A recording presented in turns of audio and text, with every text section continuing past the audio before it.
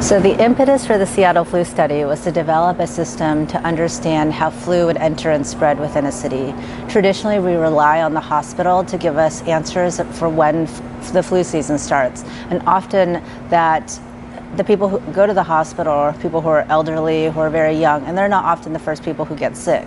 So we think that the people who actually get sick first and probably spread it within the community are not in the hospital. And if we did community-wide surveillance, we might be able to understand how flu enters the city and spreads before it hits the hospital system.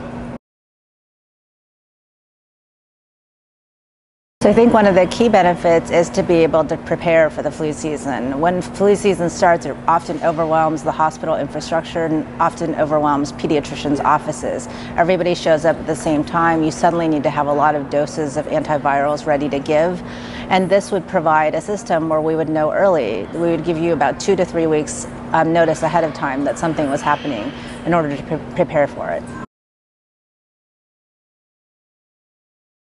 So the Seattle flu study was designed to really understand how flu entered and spread in any metropolitan area. And the goal was that this would be able to be extrapolated to any city around the world for flu surveillance. I think what it requires is strong partnerships in the community. We worked very closely with groups including the airport and workplaces and child care centers and homeless shelters in Seattle, and we implemented community surveillance systems at all of these sites.